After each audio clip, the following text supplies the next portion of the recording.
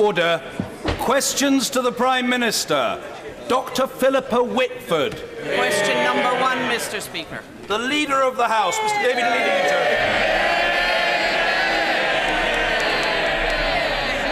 Mr. Speaker, I have been asked to reply. My right honourable friend, the Prime Minister, is visiting the Gulf Cooperation Council Summit in Bahrain. Mr. Speaker, this morning I had meetings with ministerial colleagues and others, and in addition to my duties in this House, I shall have further such meetings later today. Dr. Philippa Whitford.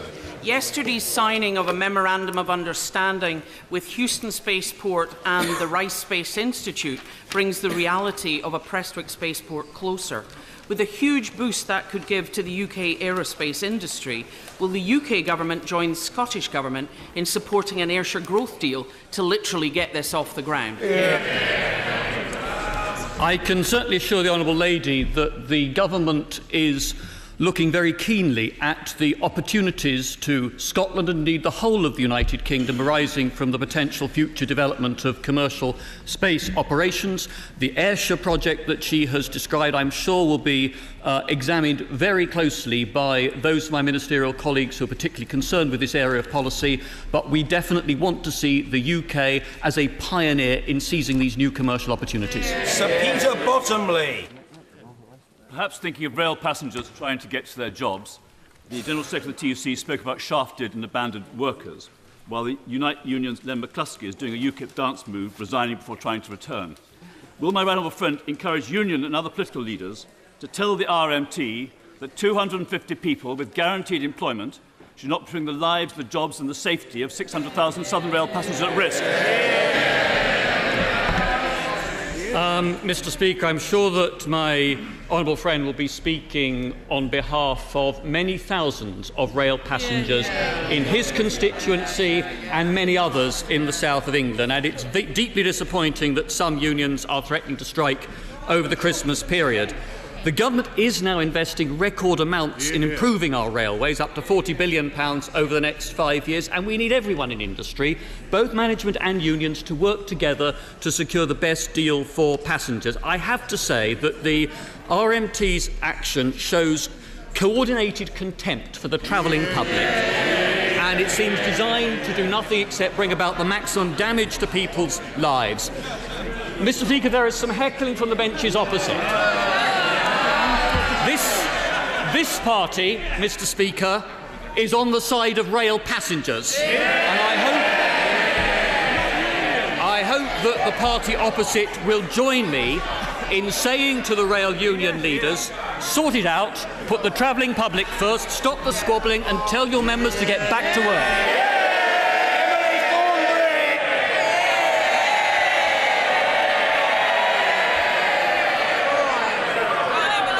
Thank you, Mr. Speaker. I'm sure the whole House will want to join with me today in commemorating the 75th anniversary of the Pearl Harbor attack, where thousands of American service personnel and civilians died. The next day, Winston Churchill summoned Parliament to debate the British response, and when he did, he said this: "It is indispensable to our system of government that Parliament should play its full part in all important acts of the state." These words are a vital reminder that even at a time of crisis, in fact, especially at a time of national crisis, the role of Parliament is central. And in that same spirit, we welcome the Government's decision to accept our motion today that they will show Parliament their plan for Brexit before Article 50 is triggered. So can I ask the Leader of the House one central question about this plan? Does the Government want the UK to remain part of the Customs Union?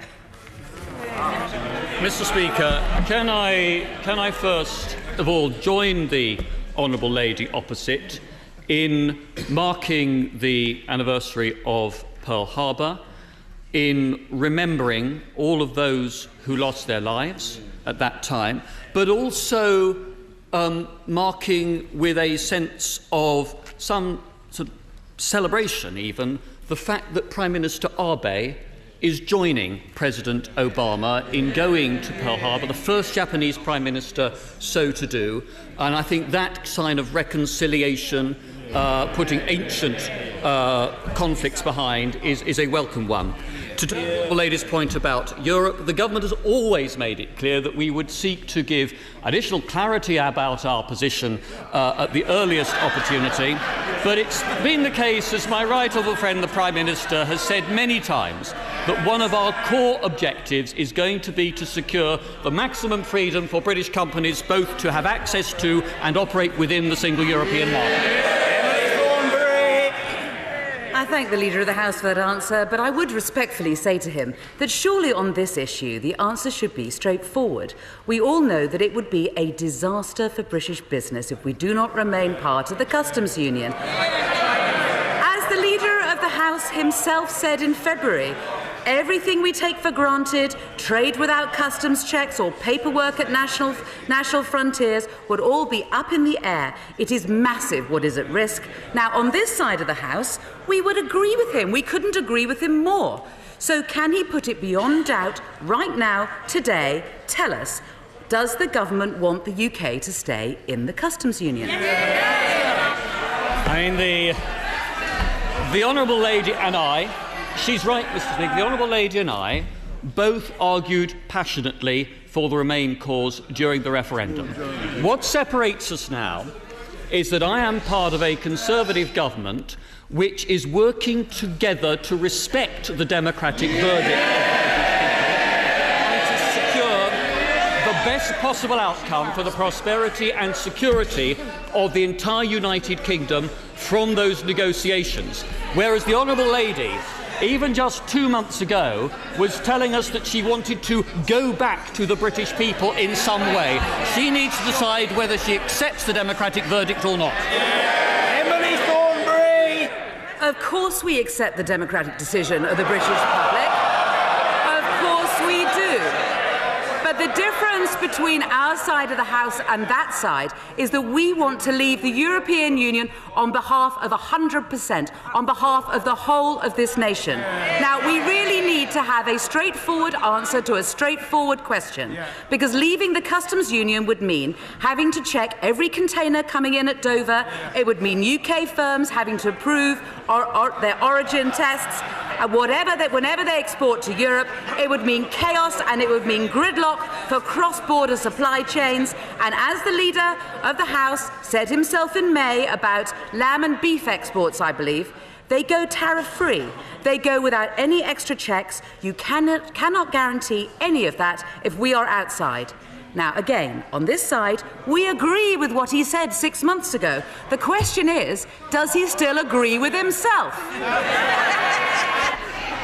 I mean, I thought it hadn't escaped even the Honourable Lady's attention that there had been a rather significant referendum since February.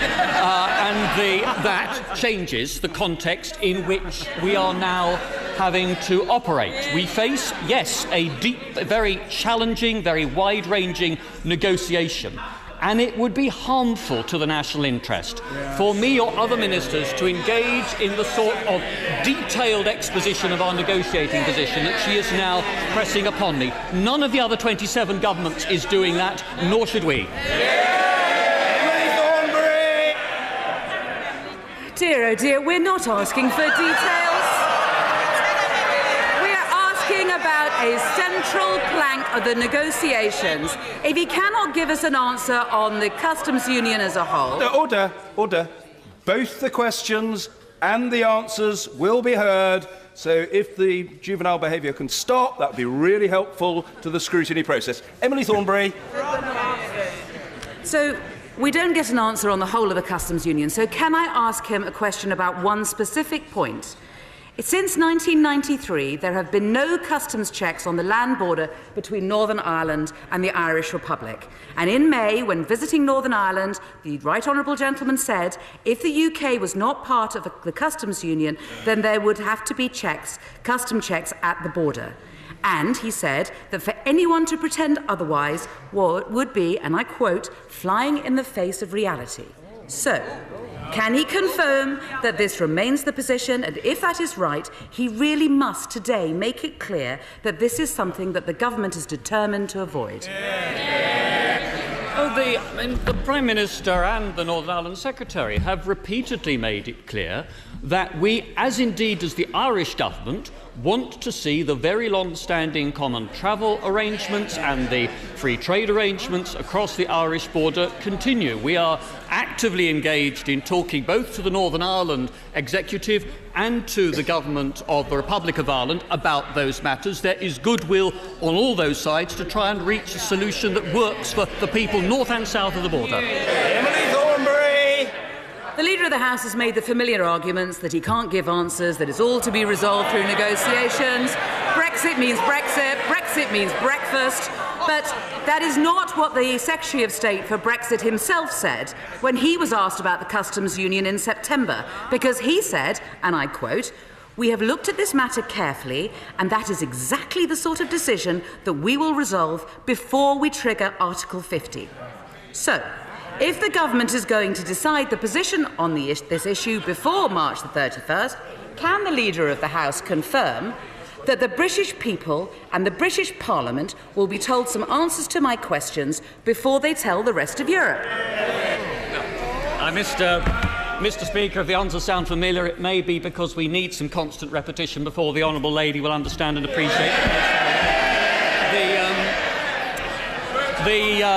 the government is at the moment engaged in a consultation with more than 50 sectors of United Kingdom business to ascertain precisely which aspects of European Union membership work well for them, which they see as harmful, where the opportunities beyond EU membership lie. We will come to a decision and we will go into negotiations on behalf of the full 100% of the United Kingdom population and all 4 nations of the United Kingdom. Emily Thornberry! The fact is, and he knows it, we all know it, that he can consult as much as he likes, but the answer will come back: we should be part of the customs union.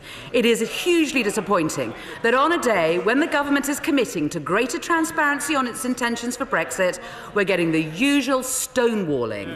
We have a government that's promising to tell us the plan while refusing to give us answers to the most basic of questions.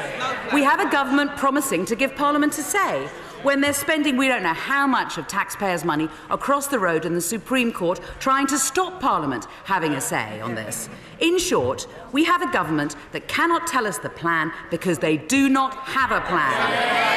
They do not have a plan. In February, the Leader of the House said, when he was hearing about what he was hearing about from the Leave campaign was confusing, contradictory nonsense. My final question is this: Are we hearing anything different from this government today? Mr. Speaker, we will publish, before Article 50 is triggered, a statement about our negotiating strategy and objectives, as the Prime Minister has said yesterday. But the Honourable Lady seems again to be in a state of utter denial about the consequences that flow from the referendum decision.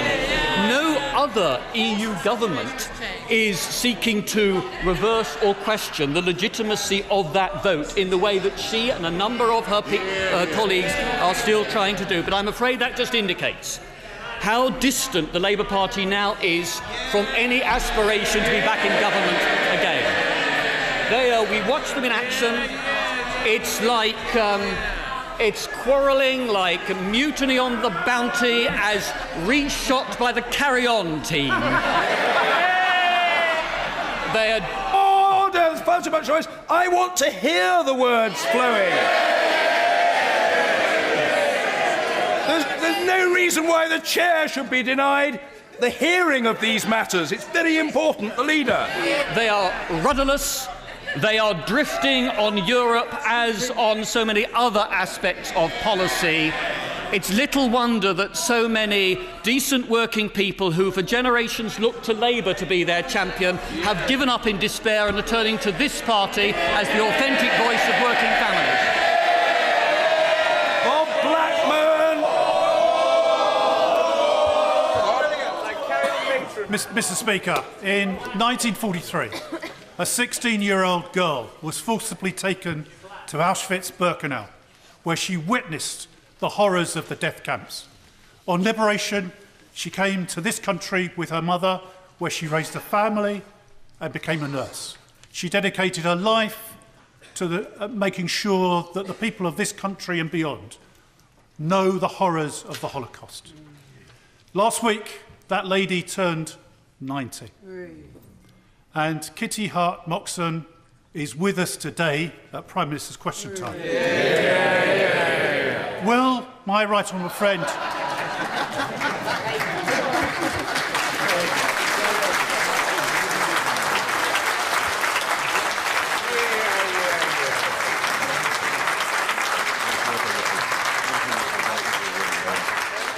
Will my right honourable friend join with me, and I think the whole House, in wishing Kitty a very happy, belated birthday and thanking her for her lifetime of dedication to raising this important issue, and also pay tribute to the Holocaust Educational Trust, who do everything possible so that we all remember and witness the horrors of the worst part of the 20th century. First of all, Mr. Speaker, I'm grateful to my honourable friend for raising this important issue, and I'd like to join him in marking the achievements of Kitty Hart-Moxon and of the Holocaust Educational Trust. I mean, I can never forget the impact of discovering as a schoolboy that 2 of the boys in my class had fathers who had survived Auschwitz. It is only a couple of generations ago that Europe was plunged into this unspeakable horror, and it is important that not just the Educational Trust but all of us play our part to ensure that the memory of the Holocaust lives on and that the wider lessons of that dark period in our history are learned. And I think I would be grateful to all members right across the House and all political parties for their support in working together to ensure this vital work continues. Mr. Angus Robertson. Thank you, Mr. Speaker. Some of the most deprived communities in the country are in Glasgow.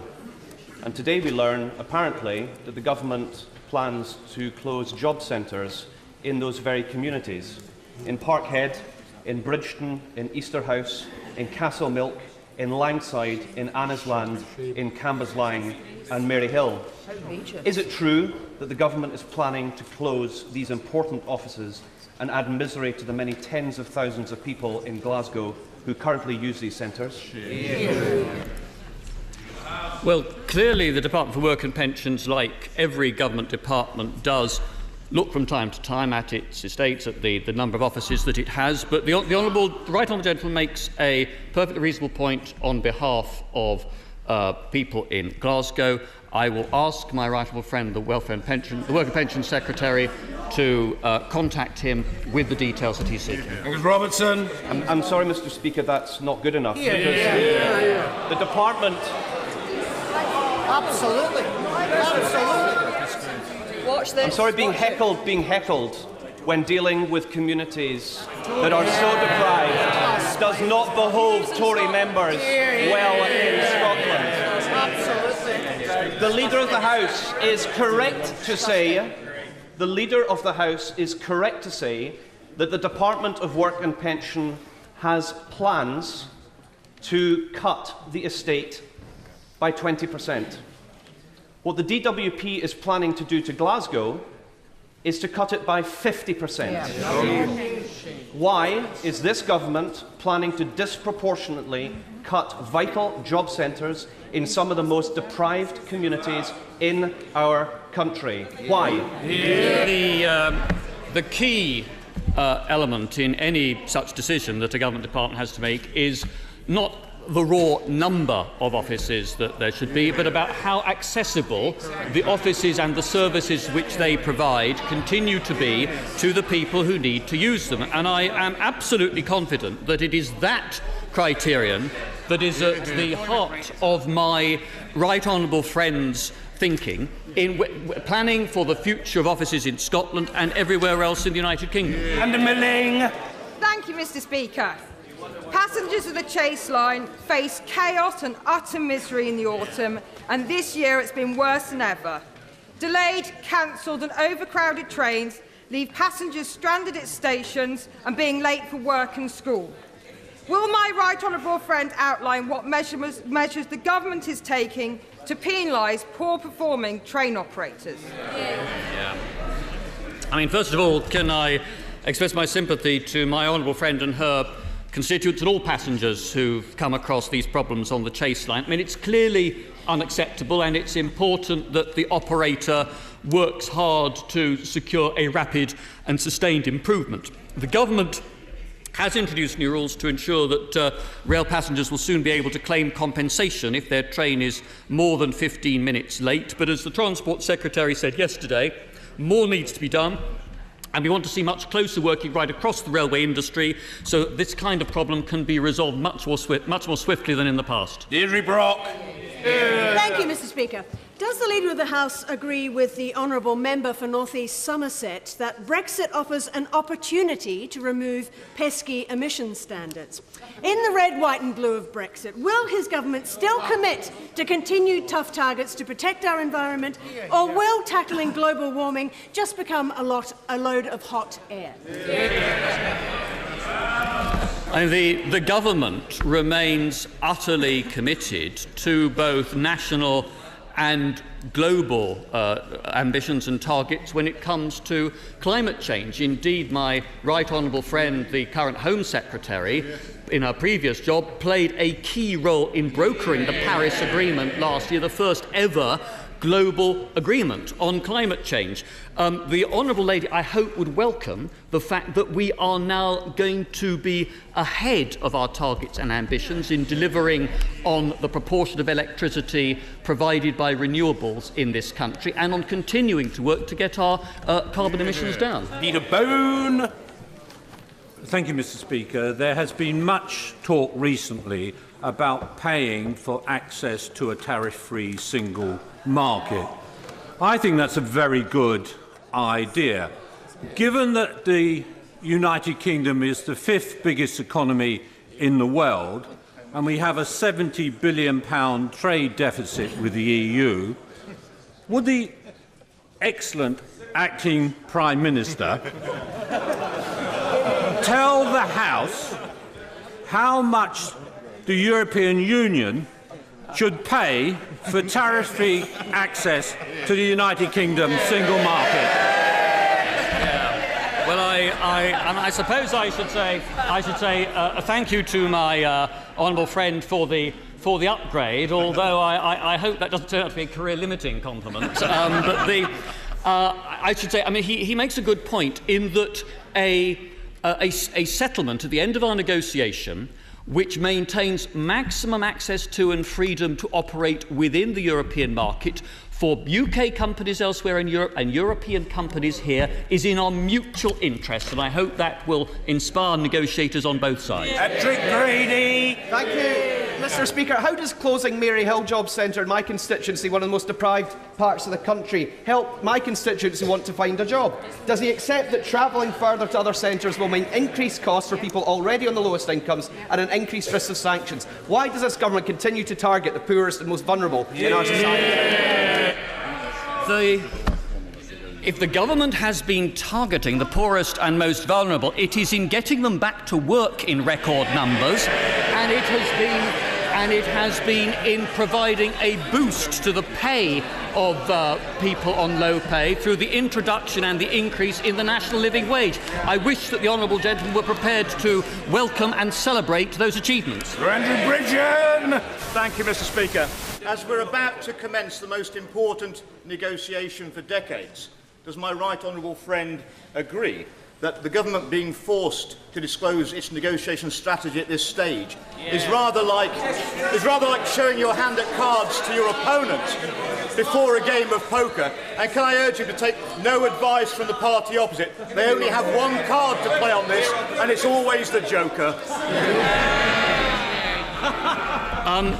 Mr. Speaker, I mean, we've always said we'd come forward with some more details about our strategic aims going into the negotiation, but it would harm our national interest if we were to go into the kind of detailed explanation of our negotiating position that the opposition urges upon us. That is not how any of the other 27 governments are either acting or thinking, and we should learn from that example. Dodds. Speaker, does the Leader of the House agree that tonight's vote on the Prime Minister's amendment which we fully support, is a vote of the highest significance and great importance, because for the first time, honourable and right honourable members of this House will have the opportunity to vote on whether they respect the will of the people of the United Kingdom and whether they will get on in implementing it. But people will be able to read in Hansard tomorrow who stands by respecting the will of the people of the United Kingdom. And would he also agree that the more, and I'm sure that he will, the more red, white and blue he makes it, the better for us on the unionist benches. The right honourable gentleman, as so often, makes a very powerful and important point. The vote tonight will be the first opportunity for members of this House to decide whether or not they support the government's timetable of triggering Article 50 by the end of March 2017. And any right honourable member who votes against that motion will, in my view, be seeking to thwart the outcome of the referendum in the most profoundly undemocratic fashion. Mr. Speaker, this country's nuclear deterrent is our ultimate defence, and it must be maintained at all costs. Yet hundreds of my constituents who work at the atomic weapons establishment are currently on strike or work to rule in a dispute over pensions. These are people who, more often than not, have devoted their entire working lives to tending our nuclear defence and to whom promises were made during privatisation. Can I ask that the Leader of the House commits to sit down with the Prime Minister and review this situation to ensure that those promises are being kept? Well, I'll certainly ensure that my right honourable Prime Minister is informed about this matter, and my honourable friend is absolutely right to raise these concerns on behalf of his constituents. My understanding, Mr. Speaker, is that the proposed changes to the Atomic Weapons Establishment pension scheme are a matter for the company as the employer, but I can assure my honourable friend that my right honourable friend, the Defence Secretary, has been in close contact with AWE throughout the process and has also met the trade unions, and he is now carefully considering recent developments to see what else might be done. Anna Turley. Thank you, Mr. Speaker. I know the whole House will join me in sending their heartfelt sympathies and condolences to the family of David Brown from Eston, who, aged just 18, took his own life. The inquest into his death has heard that he did so on the day he was due to sign on at the job centre, after saying that he felt belittled by staff, despite actively looking for work and seeking an apprenticeship. Shortly before taking his own life, he told his mum, "The way the job centre treat people, it's no surprise people commit suicide." Will the Leader of the House undertake a review into this individual case, but will he also undertake to take stock of 6 years of brutal welfare reform and look at the way the DWP treats its most vulnerable constituents, particularly young people? Mr. Speaker, can I first also express unreserved sympathy for the family of David Brown? I mean, no parent, no family should have to go through that kind of shocking experience. Now, clearly, human beings in any organisation sometimes take decisions that get things wrong, and I will ask the Work and Pensions Department to have a look at the particular case that she has described. But I do have to say to her that I think the principle remains right, that while staff should always behave with courtesy towards people seeking to claim benefits, it is also right that we should expect people who are receiving benefits to be subject to the kind of disciplines that apply to people in work even if they are on low pay. There is a principle of fairness here that is what lies behind the approach that DWP takes. Raymond Chishney. Thank you, Mr. Speaker. I applaud the Prime Minister's vision for a government for all. As chair of the All-Party Committee on Community Engagement, the FTSE 150 has less than 4% of individuals from an ethnic minority on its boards. Will the government support a vision to help increase that to 10% by 2021?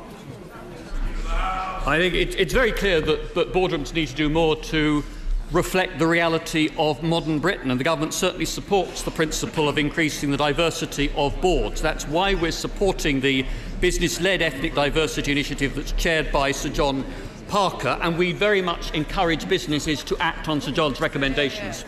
Tracy Brabin. Thank you, Mr. Speaker. A recent FOI has shown that Pinderfields Hospital have placed ambulances destined for their A&E department on divert to Dewsbury Hospital in my constituency 61 times in the past 12 months. A hospital scheduled for downgrade next year. In light of evidence showing Pinderfields can't currently cope, will the Leader of the House pledge urgent support from the government to keep Dewsbury A&E open? Well, the NHS is certainly busier than it ever has been in its history, which is why it should be a matter of thanks and tribute to hard-working NHS staff that 90% of people going to A&E are still being seen within the 4-hour target. I mean, the point about the configuration of local services in any part of the country is that these need to be driven by local clinicians through trust, working together with the CCGs, who are the people who actually manage and understand what is needed in each locality. The local authority, through its health committee, has the right to call in proposed changes to services and refer them to the Secretary of State if they are uncomfortable with them. Craig Williams. Thank you, Mr. Speaker. I know my right honourable friend will share with me the importance of the creative sector to our economy, and that, in conjunction with the Welsh language, makes S4C, S4C, based currently in my constituency, hugely important to the Welsh and British culture and economy. Can my right honourable friend reaffirm this government's commitment to protect the S4C budget while we review the future of the Welsh language broadcaster? We're fully committed to the future of Welsh language broadcasting and to S4C, and I'm pleased to say the licence fee settlement that we've agreed has given financial certainty, protecting S4C's funding at more than £74 million a year for the next 5 years, and we're absolutely committed to ensure that the channel continues to make first-class shows and serve Welsh-speaking audiences in my honourable friend's constituency and, for that matter, right across the UK. Naz Shah.